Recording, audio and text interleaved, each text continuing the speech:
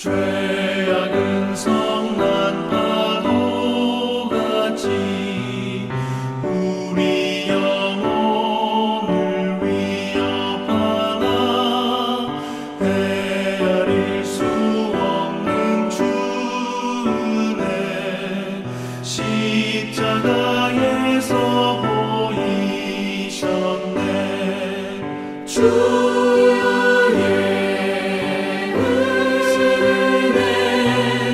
우리의 죄를 다 씻었네. 주의 은혜 우리의 죄를 다 씻었네.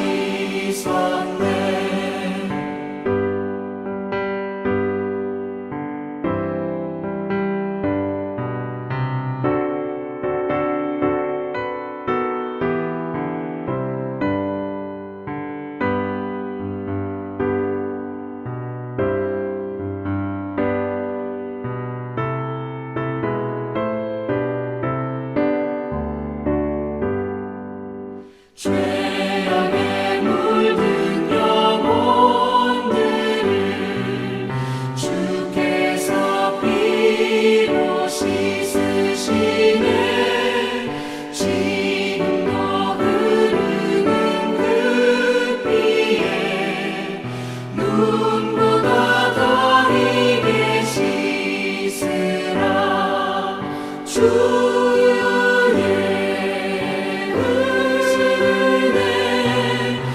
우리의 죄를 다 씻었네.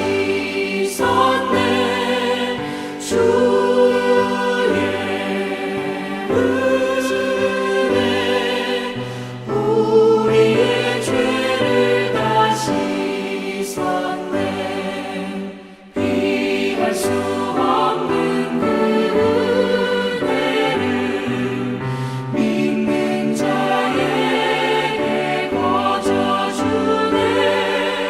형제여 주 앞에 나와서 더 지체 말고 복 받으라. 주의 은혜 우리의 죄를 다 씻었네. 주의 은혜 우리의 죄를 다 씻었네.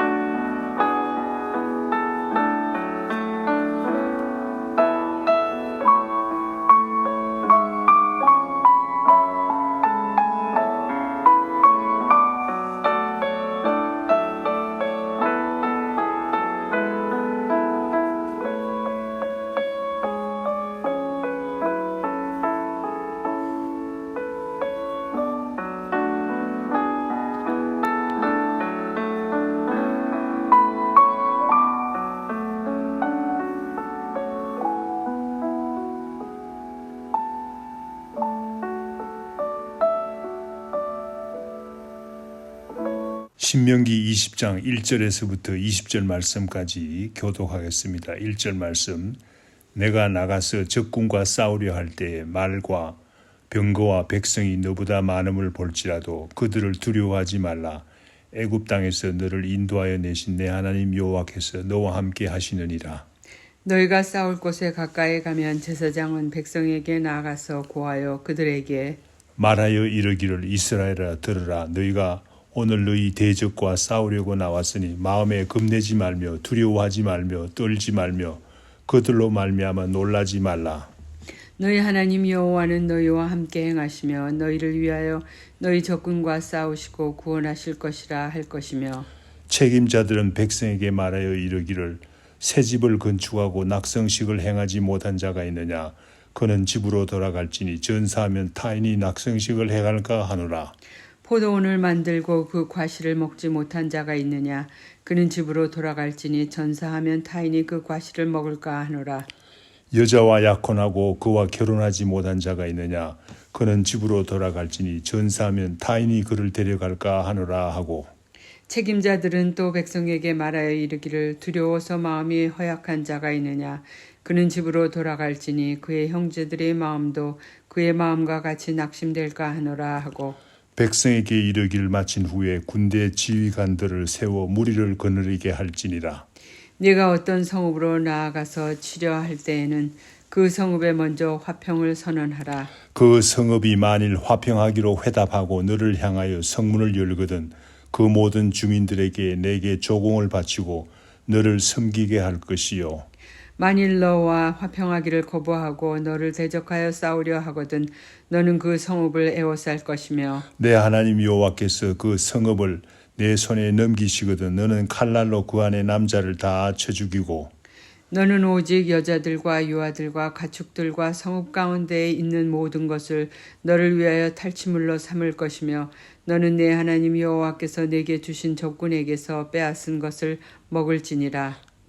내가 내게서 멀리 떠난 성읍들 곧 이 민족들에게 속하지 않은 성읍들에게는 이같이 행하려니와 오직 내 하나님 여호와께서 내게 기업으로 주시는 이 민족들의 성읍에서는 호흡 있는 자를 하나도 살리지 말지니 곧 헷 족속과 아모리 족속과 가나안 족속과 브리스 족속과 히위 족속과 여부스 족속을 내가 진멸하되 내 하나님 여호와께서 내게 명령하신 대로 하라. 이는 그들이 그 신들에게 행하는 모든 가증한 일을 너희에게 가르쳐 본받게 하여 너희가 너희 하나님 여호와께서 범죄할까 함이니라. 너희가 어떤 성읍을 오랫동안 에워싸고 그 성읍을 쳐서 점령하려 할 때에 도끼를 둘러서 그곳에 나무를 찍어내지 말라. 이는 너희가 먹을 것이 될 것이니 찍지 말라. 그들의 수목이 사람이냐 너희가 어찌 그것을 에워싸겠느냐. 20절 말씀 다 같이 다만 과목이 아닌 수목은 찍어내어 너희와 싸우는 그 성읍을 치는 기구를 만들어 그 성읍을 함락시킬 때까지 쓸지니라. 아멘. 하나님의 백성들은 많은 전쟁을 앞에 두고 있었습니다. 하나님께서 인도하시는 가나안 정복을 앞두고 앞으로 많은 전쟁을 해야 하는 피할 수 없는 형편에 처해 있었던 것입니다. 그 당시 형편을 보면 가나안 땅에 살고 있는 이방인들은 이스라엘 백성들보다 여러 면에서 앞서가는 사람들이었습니다. 그래서 군대의 숫자는 더 많고 말이나 병거의 수도 더 많았습니다. 이러한 형편에서 하나님의 사람 모세의 첫째 가는 권고는 1절 말씀에 그들을 두려워하지 말라는 것이었습니다. 얼마나 큰 위로가 되었겠습니까? 두려워하지 않아야 되는 첫째 가는 이유는 무엇입니까? 여호와 하나님께서 같이 하시기 때문이라고 합니다. 왜 하나님께서 같이 하면 두려워할 필요가 없다고 합니까? 애굽 땅에서 너를 인도하여 내신 하나님이시기 때문입니다. 애굽은 가나안 땅에 살고 있는 모든 대적들보다 더욱 강합니다. 그러한 애굽에서 이스라엘 백성을 구원해서 인도하여 내신 분이시기 때문에 얼마나 능력이 많으신 분이십니까? 그러므로 두려워하지 말라는 것입니다. 2절에서 4절 말씀에서는 이스라엘 군대의 조직이 나오는데 이스라엘 군대가 세상 군대와는 다른 점이 있습니다. 그 다른 점은 이스라엘 군대가 전쟁을 시작하기 전에 전쟁의 전문가가 아닌 군사 지도자가 아닌 제사장이 먼저 백성들에게 나아가서 하나님의 뜻을 전합니다. 다시 말하면 제사장이 전쟁을 인도하는 것입니다. 이스라엘 백성들은 가나안 전쟁을 앞두고 있었습니다. 첫째로 가나안 정복 전쟁은 하나님의 인도로 여기까지 왔다는 것입니다. 이 전쟁은 하나님께서 인도하셨으니 하나님께서 책임지고 이끌어갈 전쟁이라는 것입니다. 그러므로 두려워하지 말라는 것입니다.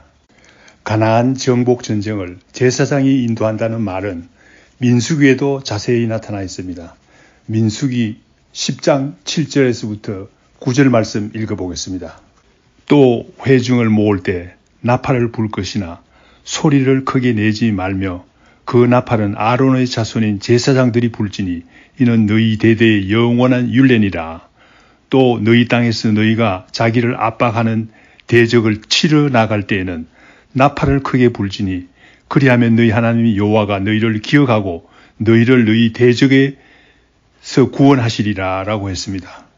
다시 말하면 이스라엘 백성들이 진군할 때 부는 나팔은 제사장의 책임이라고 합니다.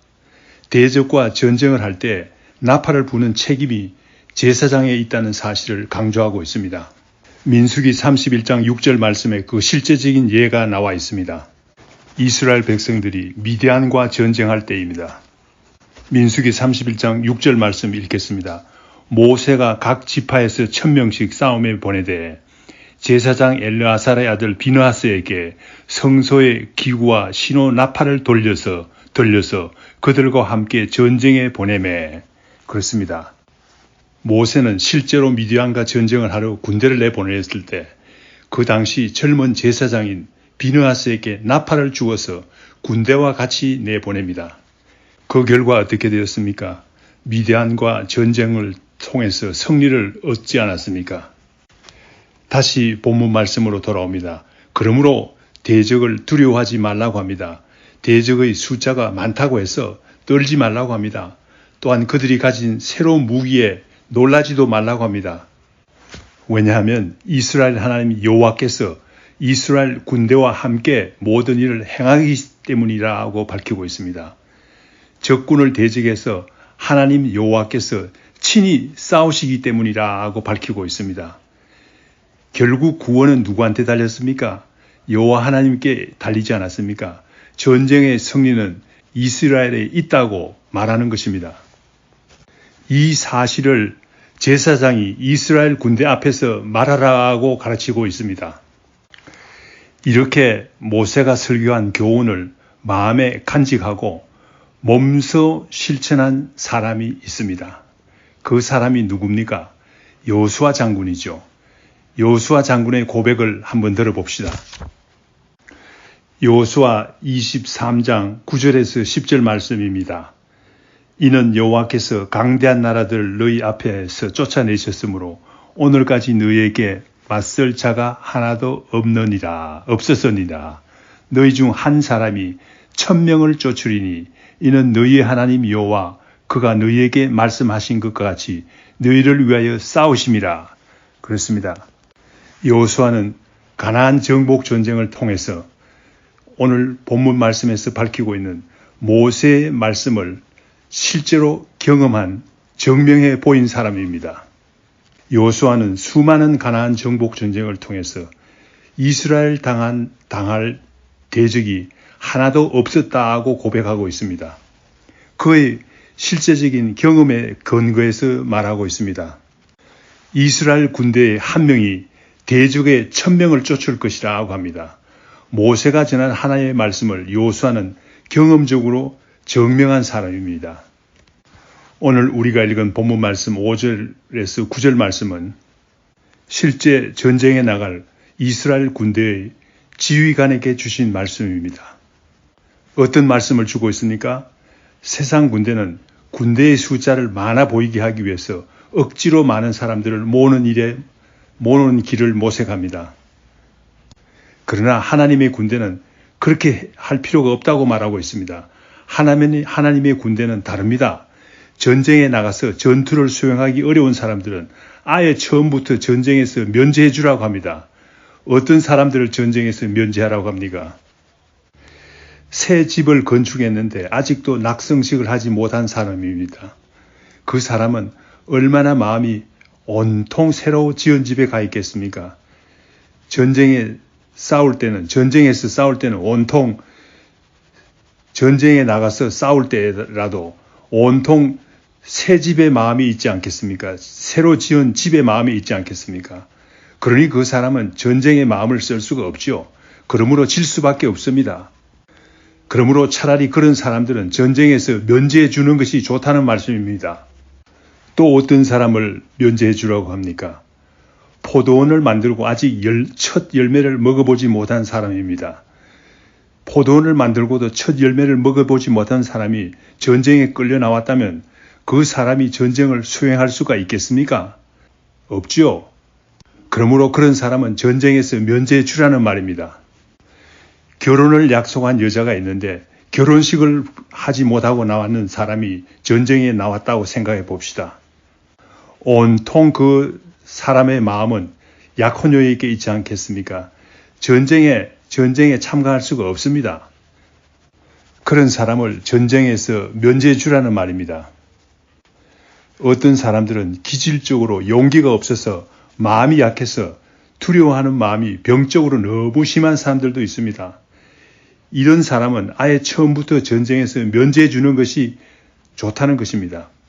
일사불란한 군대를 만드는데 오히려 도움이 안 된다는 말입니다. 옆에 있는 다른 군인들의 사기를 오히려 떨어뜨리려는 결과를 가져오기 때문입니다. 9절 말씀에 보면 이렇게 군대를 정리하고 난 후에 군대의 질서를 세워서 전투력이 있는 군대를 만들 것을 교훈하고 있는 것입니다. 이와 같이 하나님의 군대는 다른 세상 군대와 틀립니다. 하나님의 군대는 마음이 없는 사람은 아예 면제해 주라는 말입니다. 본문 말씀 10절에서 20절에서는 전쟁을 수행하는 방법을 설명하고 있습니다. 전쟁의 종류에 따라서 좀 다르게 수행합니다. 본문 말씀 10절에서 15절에 나오는 전쟁과 16절에서 17절에 나오는 전쟁은 다릅니다. 15절 말씀에 보면 10절에서부터 15절에 나오는 전쟁은 먼저 하나님께서 주시기로 약속한 가나안 땅이 아닌 다른 지역의 사람들과 하는 전쟁입니다. 즉 가나안 땅과 멀리 떨어져 있는 곳에 사는 사람들과 하는 전쟁입니다. 그러므로 그 방법이 또한 다릅니다. 어떻게 전쟁을 합니까? 10절에서 14절 말씀에 자세히 기록되어 있습니다. 하나님의 백성들은 전쟁을 시작하기 전에 먼저 평화의 길을 모색하라고 명령하고 있습니다. 멀리 있는 사람들과 전쟁을 할 때는 먼저 평화의 길을 모색해야 된다고 합니다. 평화를 먼저 선언하고 만약 대적들이 조공을 바치겠다고 한다면 전쟁은 없습니다. 그러나 그들이 전쟁을 하기를 원한다면 그때에야 성을 에워싸고 전쟁을 수행하는 경우입니다. 이 경우에는 대적의 군대만 멸절시킵니다. 전쟁에서 승리하면 모두 그 외에는 모든 소유가 다 전리품이 되는 것입니다. 그러나 본문 말씀 16절에서 17절에 나오는 전쟁은 하나님께서 이미 명령하신 전쟁입니다. 가나안 정복 전쟁과 같은 전쟁입니다. 가나안 땅을 점령하는 것은 하나님의 명령입니다. 이 전쟁은 하나님의 백성들이 피할 수 없는 영적 전쟁입니다. 어떤 사람들과 하는 전쟁입니까? 가나안 땅을 점령하고 있는 헷 족속과 아모리 족속과 가나안 족속과 브리스 족속과 히 족속과 여부스 족속과의 전쟁입니다. 이 경우에는 모든 호흡이 있는 모든 사람들을 다 살려두지 말라고 합니다. 왜 이렇게 강경하게 말씀하십니까? 그 이유를 18절 말씀에서 자세히 밝히고 있습니다. 18절 말씀 읽겠습니다. 이는 그들이 그 신들에게 행한 모든 가정한 일을 너희에게 가르쳐 본받게 하여 너희가 너희 하나님 여호와께 범죄하게 할까 함이니라. 가나안 백성들의 행하는 토속 신들에게 하는 습관들을 하나님의 백성들이 따라서 본받기 때문인 것입니다. 그러므로 아예 그 사람들을 다 멸절시키려는 것입니다. 그러므로 결국 이렇게 하는 이유가 있습니다. 그것은 하나님의 백성들이 여호와 하나님을 떠나서 우상 숭배에 빠지지 않게 하기 위해서 그렇게 하시는 것입니다. 이스라엘 백성들이 우상 숭배에 빠지게 될 위험성이 있기 때문에 그러는 것입니다. 19절에서 20절 말씀에 나오는 내용은 전쟁을 수행하는 동안에 불필요한 파괴를 금하는 내용입니다. 열매 맺는 과목과 열매 맺지 않는 수목은 다른 가치가 있습니다. 열매 맺지 않는 수목은 찍어서 전쟁을 수행하는 데 사용할 수 있다고 합니다. 그러나 열매 맺는 과목은 찍어내지 말라고 합니다. 왜냐하면 과목을 찍어버리는 일은 어리석은 일이라고 합니다. 전쟁이 끝나면 그 과목에서 열리는 열매를 따서 먹어야 될 이유가 있기 때문이죠. 그러므로 전쟁을 통해서 불필요한 파괴를 금하는 내용이 있습니다. 오늘 본문 말씀은 이스라엘 백성들이 감당해야 될 가나안 정복 전쟁에 대해서 자세한 교훈을 주고 있습니다. 그러나 오늘 저희들에게 주는 교훈은 우리가 마땅히 감당해야 될 영적 전쟁에 대해서 이야기하고 있습니다. 우리는 이 영적 전쟁에서 어떻게 승리할 수 있습니까? 하나님의 말씀을 앞세워 나갈 때 우리는 영적 전쟁을 승리할 수가 있습니다. 우리는 영적 전쟁을 앞두고 두려워하지 않아야 되겠습니다. 떨지 말아야 되겠습니다. 놀라지 말아야 되겠습니다. 다 같이 기도하겠습니다. 하나님 아버지 감사합니다. 먼저 우리에게 하나님 나라를 위해서 감당해야 될 영적 전쟁의 당위성을 본문 말씀은 설명하고 있습니다. 오늘 말씀은 저희들에게 전하고 있습니다. 어떻게 감당해야 하는지를 자세히 가르쳐 주시니 감사합니다. 하나님께서 명령하신 영적 전쟁을 잘 감당하게 하시고 승리하여서 하나님께서 진실로 기뻐하는 방법대로 감당하게 인도하여 주시옵기를 간절히 빌고 원하옵나이다. 영적 전쟁을 감당할 때 하나님의 말씀이 기준이 될 수 있도록 주님께서 인도하여 주시옵소서. 하나님을 진실로 기뻐하시게 하는 영적 전쟁을 감당하게 하옵소서. 불필요한 모든 방법을 따르지 않게 하옵시고 우리 마음에 세상 사람들이 추구하는 우상을 따르는 마음을 제거하여 주시옵기를 간절히 빌고 원하옵나이다. 이 모든 말씀 예수님 이름으로 기도드립니다. 아멘. 하늘에 계신 우리 아버지여, 이름이 거룩히 여김을 받으시오며 나라에 임하옵시며 뜻이 하늘에서 이룬 것 같이 땅에서도 이루어지이다. 오늘날 우리에게 일용할 양식을 주옵시고 우리가 우리에게 죄 지은 자를 사하여 준 것 같이 우리 죄를 사하여 주옵시고 우리를 시험에 들게 하지 마옵시고 다만 악에서 구하옵소서. 대개 나라와 권세와 영광이 아버지께 영원히 싸움나이다. 아멘.